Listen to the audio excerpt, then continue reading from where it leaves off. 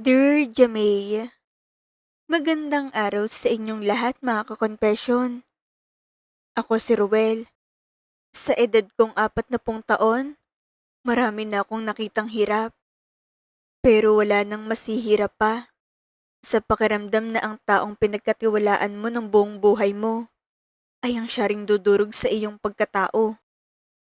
Nagsimula ang lahat noong taong 2002. Noon ko nakilala si Elena. 3 taon kaming magkasintahan bago kami nauwi sa kasalan. Sa loob ng 3 taong iyon, masasabi ko na napakataas ng respeto ko sa kanya. Mahal na mahal ko siya at ang pangarap ko lang noon ay ang magkaroon kami ng isang simple at payapang pamilya. Hindi ako nagmadali, ni hindi ko nga siya pinilit sa anumang bagay dahil ang tingin ko sa kanya ay isang babaeng dapat iniingatan at iginagalang. Pero noong taong 2005, bago pa man kami tuluyang mag-isang dibdib, isang gabi ay lumapit siya sa akin na umiiyak. Hindi ko malilimutan ang itsura ng kanyang mga mata. Puno ng takot at hiya. Nanginginig ang kanyang mga kamay habang hinahawakan ng laylayan ng kanyang damit. At halos hindi niya maibuka ang kanyang bibig sa sobrang bigat ng kanyang sasabihin. Sinabi niya sa akin na nagdadalang tao siya. At ang masakit pa rito, ang sabi niya ay bunga raw ito ng isang masamang karanasan sa probinsya nila sa Isabela noong nagbakasyon siya. Sabi niya, may nangyari raw na hindi niya ginusto. Habang kinukwento niya iyon, umiiyak siya ng tuloy-tuloy. Parang bawat salita ay sugat na muling bumubukas sa kanyang alaala. Noong mga sandaling iyon, parang tumigil ang mundo ko. Pakiramdam ko ay may kung anong bumagsak sa dibdib ko. Isang bigat na hindi ko maipaliwanag. Naghalong galit, awa, at kalituhan sa loob ko. Galit para sa taong gumawa noon sa kanya. Awa para kay Elena na tila ba durog na durog. At kalituhan kung paano ko haharapin ang bagong realidad na inilatag sa harap ko. Tahimik lang akong nakatingin sa kanya habang umiiyak siya. Gusto ko siyang yakapin. Gusto ko siyang damayan. Pero sa loob ko ay may labanang hindi ko mapigilan. Ngunit sa huli, nanaig ang pagmamahal ko sa kanya. Sabi ko sa sarili ko, Ruel, mahal mong babaeng ito. Kung iiwan mo siya ngayon, sino pang tatanggap sa kanya? Kaya kahit biglaan, nagpa siya kaming magpakasal sa munisipyo ng Valenzuela. Isang simpleng seremonya, walang engrandeng handaan, walang maraming bisita. Ilang piling kamag-anak lang naroon at iilang kaibigan. Ngunit sa kabila ng kasimplihan nito, dala kong isang mabigat, ngunit matatag na desisyon. Paninindigan kong babaeng mahal ko. Gusto ko siyang iligtas sa kahihiyan. Gusto kong bigyan ng pangalan ng batang nasa sinapupunan niya. Sa bawat araw na lumilipas, habang hinihintay namin isilang ang sanggol, pinilit kong buuin ang sarili ko bilang isang ama. Kahit alam kong hindi ko siya kadugo. Nang isilang ang panganay naming lalaki, hindi ko naramdaman na hindi ko siya kadugo at laman. Noong una ko siyang kargahin, napakaliit niya, napakaputi, at mahinang iyak. Ngunit sa sandaling iyon, may kung anong nagbago sa akin. Parang kusa na lang tumibok ang puso ko bilang isang ama.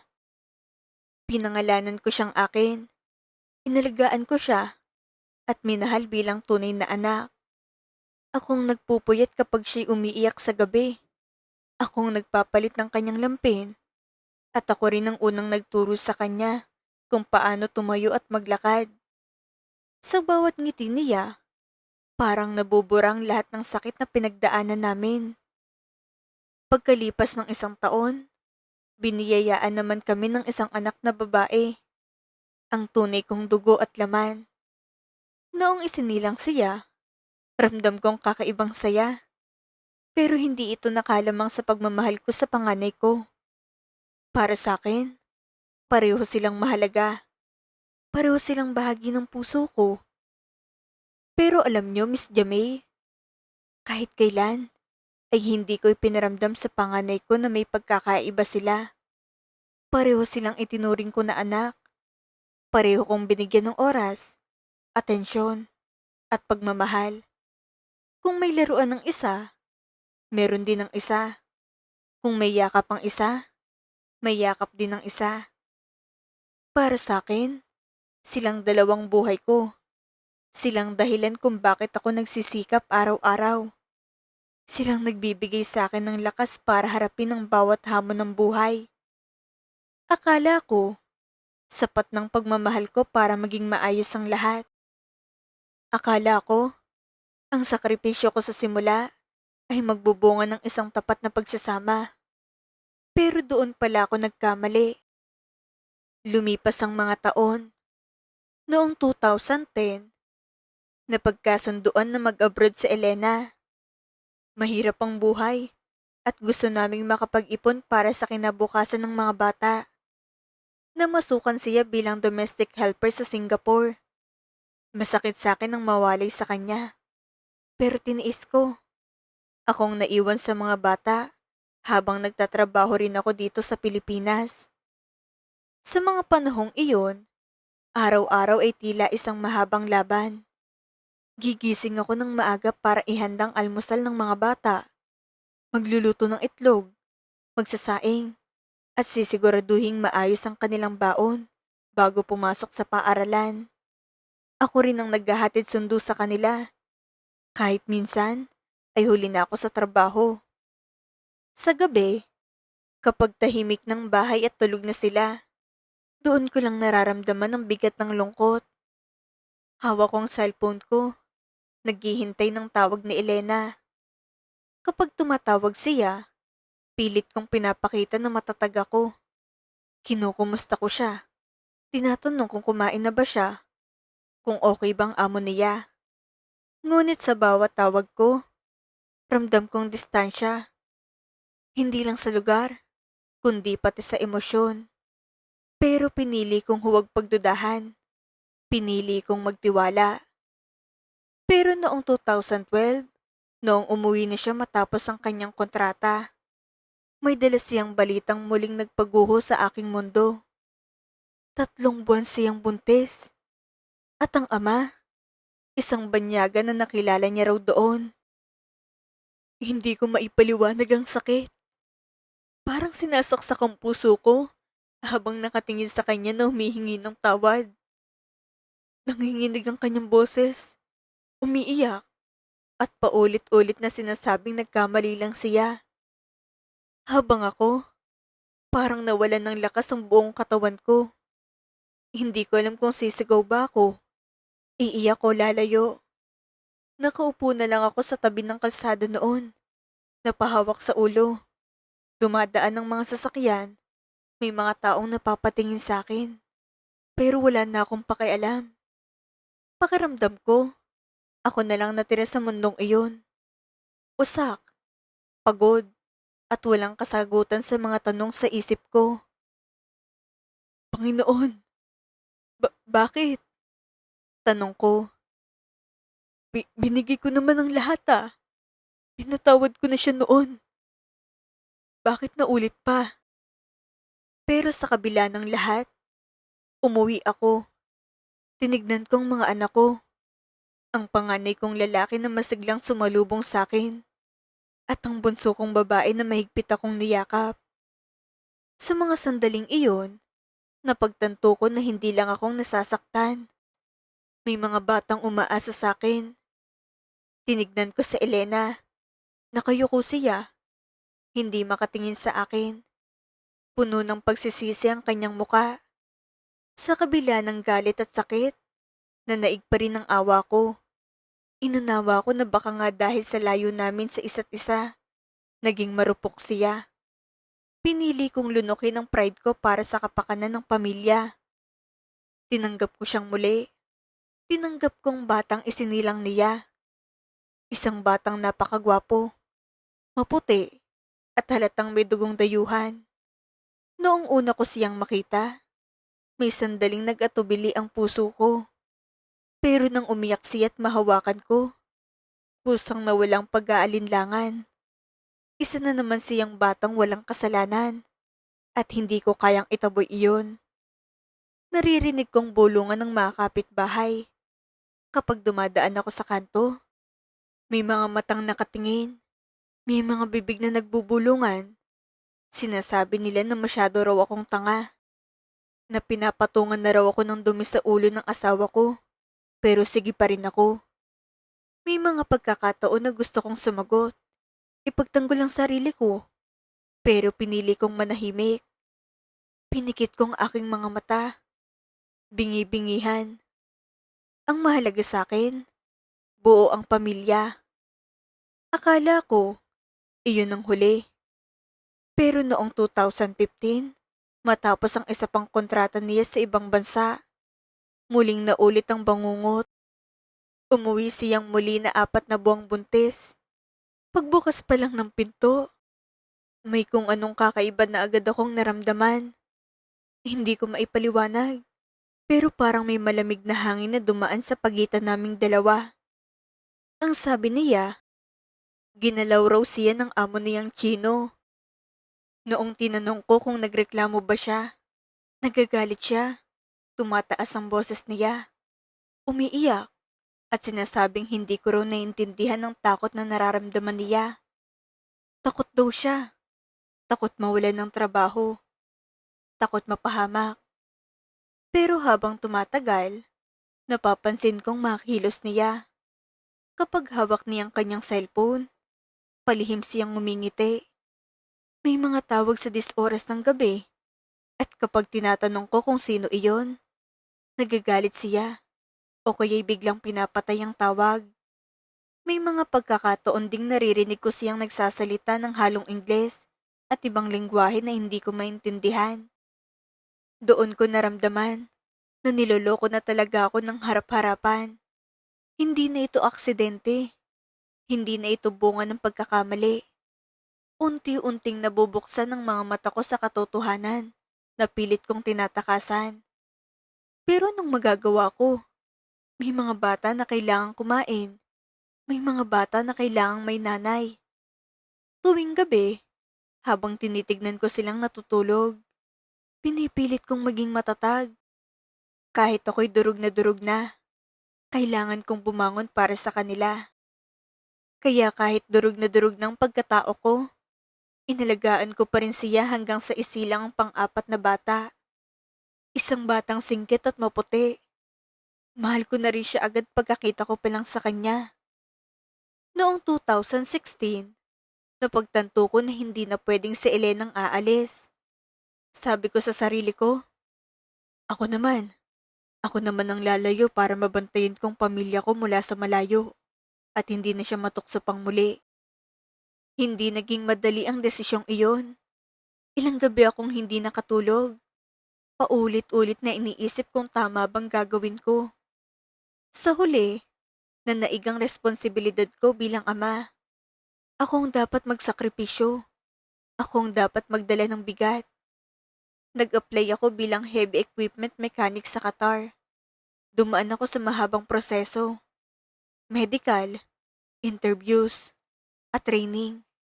Nang dumating ang araw ng pag-alis ko, hindi ko makalimutan ang eksena sa airport.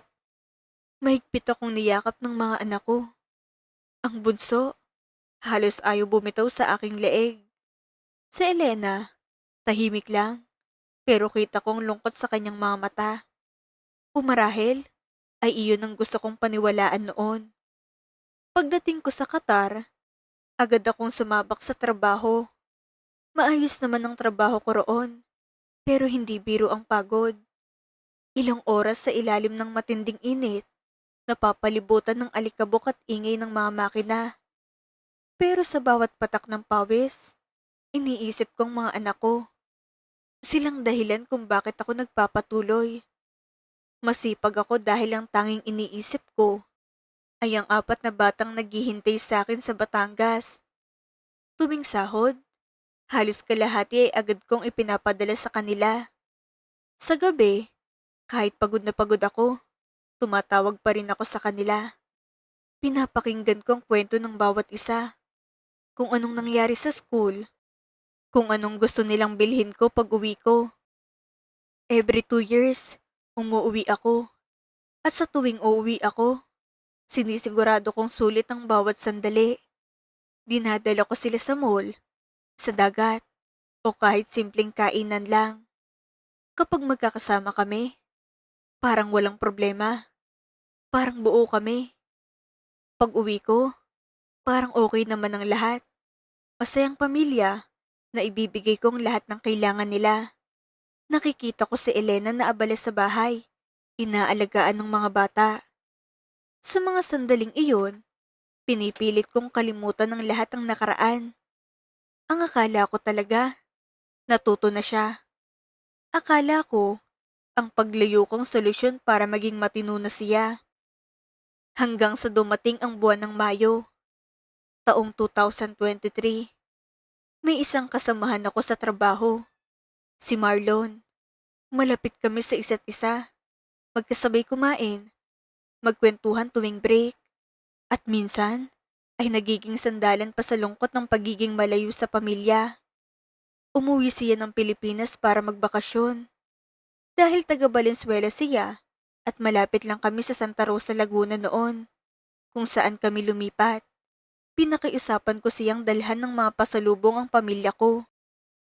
Pinagkatiwala ko sa kanyang mga laruan ng mga bata, mga tsokolate, at ilang gamit na matagal nang hinihiling ng pamilya ko. Tiwalang tiwala ko sa kanya dahil kumpare ko siya. Hindi sumagi sa isip ko na balang araw, siya rin palang sisira sa tiwalang iyon. Pagkalipas ng isang buwan, hindi na nakabalik si Marlon sa Qatar. Nagtaka ko, ilang beses ko siyang tinawagan, pero hindi niya sinasagot. Nang sa wakas ay nakausap ko siya, ang sabi niya, magnenegosyo na lang daw sila ng misis niya. Sinabi ko na lang na suportado ko siya. Hindi ko alam. Iyon na palang simula ng katapusan ng pagsasama namin ni Elena. Isang gabi, habang nagpapahinga ako sa barracks ko sa Qatar, pagod na pagod matapos ang maghapong trabaho, may nag-add sa akin sa Facebook. Pagtingin ko sa profile, nakita kong larawan niya kasama si Marlon at ang kanilang mga anak. Inaccept ko agad dahil alam kong asawa siya ni Marlon. Tahimik ang gabi noon. Karamihan sa mga kasama ko'y tulog na. Ang tanging ilaw lang ay mula sa maliit kong lampara at sa screen ng cellphone ko. Hindi ko alam na sa gabing iyon, magbabago ang lahat. Doon na nagsimulang sunod-sunod na mensahe. Hi, ikaw ba si Ruel na katrabaho ni Marlon? Tanong niya. Oo, ako nga. Kumusta kayo? Sagot ko naman, walang kamalay-malay. Kumusta kayo ni Elena? Tanong niya uli, pero may kasamang crying emoji. Bigla akong kinabahan. Parang may kung anong kumurot sa dibdib ko. Tinanong ko kung bakit. At doon, parang gumuho ang langit sa akin. Nag-forward siya ng mga larawan at video na hinding-hindi ko malilimutan. Mga larawan ni na Elena at Marlon na magkasama sa iba't ibang lugar. Galing daong mga iyon sa account ni Marlon na na-open ng asawa niya. Makaka-confession, hindi ko alam kung paano ako nakahinga noong mga sandaling iyon. Parang nawalan ng hangin ng buong paligid. Halos mabitawan ko ang cellphone ko sa sobrang panginginig ng kamay ko. Hindi ko na marinig ang ingay ng paligid. Tanging tibok ng puso ko na lang umaalingaw sa tenga ko. Gusto kong sumigaw. Gusto kong manapak. Gusto kong mawala na lang sa mundo. Paanong kumpare ko pa? Paanong asawa ko na ilang beses ko nang pinatawad? Nagawa pa rin akong traidorin ng ganito. Kinabukasan, pumasok pa rin ako sa trabaho. Pero lutang na lutang ako. Hindi ko maayos ang ginagawa ko. May isang pagkakataon na muntik na akong maaksidente dahil mali ang nahawakan kong kontrol ng makina. Buti na lang at naagapan ng kasama ko. Hindi ako pinayagang makauwi agad dahil hindi pa tapos ang kontrata ko. Parang nakakulong ako. Hindi makauwi, hindi makagalaw, at pilit kinikimkim ang sakit. Hanggang sa isang araw, tumawag ang nanay ko. Ramdam ko agad sa boses niya na may mali. Nanginginig siya habang nagsasalita. Sabi ni Mama, sumama na raw si Elena kay Marlon. Basta na lang daw iniwan ng 4 na bata sa bahay nang walang paalam. Doon ako tuluyang napahagulgol. Hindi ko na napigilan ang sarili ko. Sa gitna ng barracks, napaupo ako sa sahig habang umiiyak na parang bata. Hindi ko na inisip ang sarili ko. Ang iniisip ko ay ang mga bata. Paano ang mga anak ko? Iniwan sila ng sarili nilang ina para lang sa ibang lalaki. Taong 2024, nakauwi na ako sa wakas. Hindi na ako naghabol kay Elena. Nalaman ko na sa Kalambalang pala sila nakatira ni Marlon.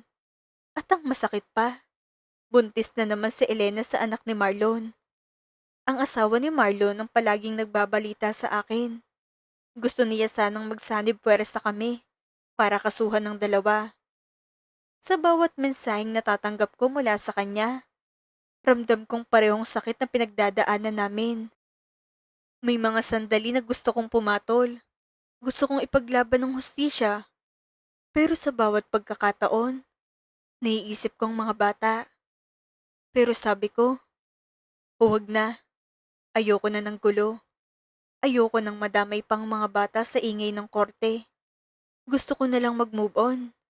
Sapat na sa akin ang mga bata.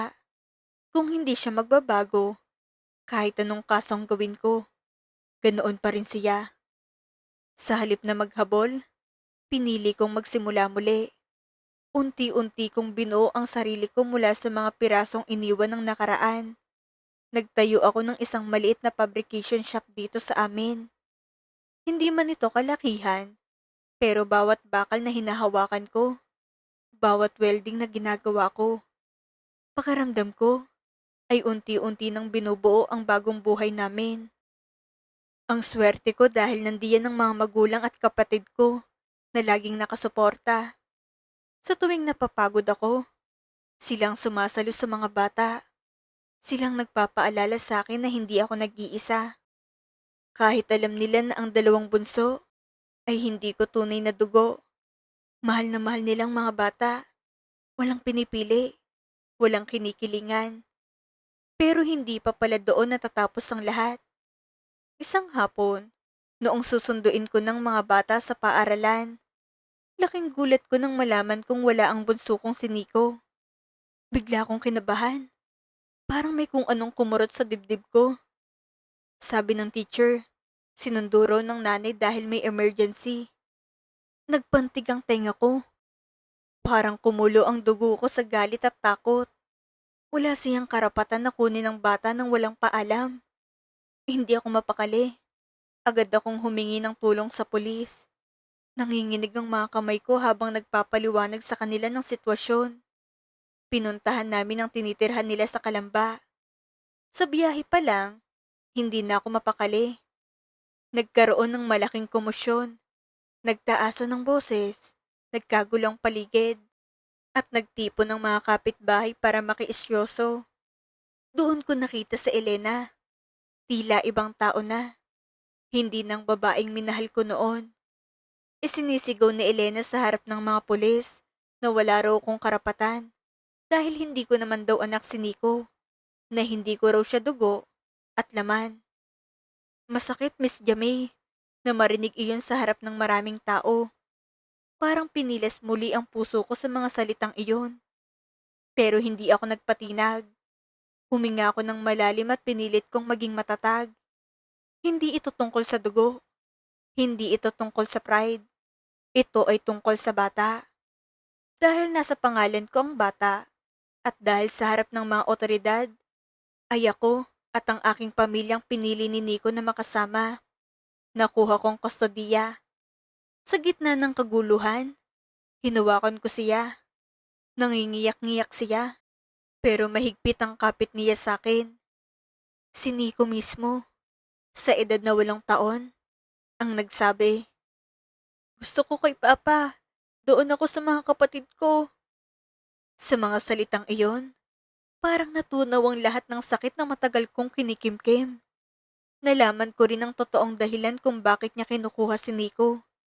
Hindi dahil mahal niya ang bata, kundi dahil pineperahan niyang tunay na ama ng bata, yung Chino sa ibang bansa. Ginagamit niya si Nico para makahingi ng sustento na napupunta lang sa kanila ni Marlon. Doon ko nakita kung gaano kasamang loob ko kay Elena. Hindi lang siya taksil na asawa, isa rin siyang makasariling ina. Ngayon, narito ko, mag-isa ngunit masaya kasamang 4 kong anak. Ang panganay ko na itinuring kong akin, ang pangalawa kong babae na tunay kong dugo, at ang 2 bunso na bunga ng pagkakamali ng kanilang ina, pero bunga naman ng pagmamahal ko bilang ama. Para sa akin, ang pagiging magulang ay hindi natatapos sa pagbibigay ng pangalan o sa pagiging kadugo. Ito ay tungkol sa kung sinong nananatili kapag ang lahat ay umaalis na. Akong nanatili. Akong nagpuno sa pagkukulang ng kanilang ina. Mahal ko silang lahat ng pantay-pantay. Wala akong itinatangi. Kapag nakikita ko silang masaya't naglalaro, nakakalimutan ko lahat ng sakit na idinulot ni Elena at ni Marlon sa akin. Sapat na sa akin na tawagin nila akong Papa. Iyon ang pinakamagandang titulo na nakuha ko sa buong buhay ko. Salamat sa pakikinig ng aking kwento. Sana'y magsilbi itong inspirasyon sa mga amang dumadaan din sa ganitong pagsubok. Huwag kayong susuko para sa inyong mga anak. Napakabigat, ngunit napakagandang kwento ng pag-ibig at paninindigan. Saludo kami sa iyo, Ruel. Tunay kang haligi ng tahanan na hindi natitipag ng anumang unos. Ang tunay na pagmamahal ay mapagpatawad. Ngunit may hangganan din ito kapag ang kapakanan na ng mga batang nakataya. Ang pagiging magulang ay hindi nakukuha sa biological na koneksyon lamang. Ito'y pinaghihirapan, inaalagaan, at pinapatunayan sa pamamagitan ng sakripisyo at presensya. Sa huli, ang katapatan sa tungkulin bilang ama ang siyang magbibigay ng tunay na kapayapaan sa puso. Kayo mga ka-confession, anong aral ang inyong nakuha sa kwento ni Ruel? I-comment ang inyong saloobin sa ibaba. Muli, itong inyong lingkod, Miss Jamay. Hanggang sa susunod nating confession.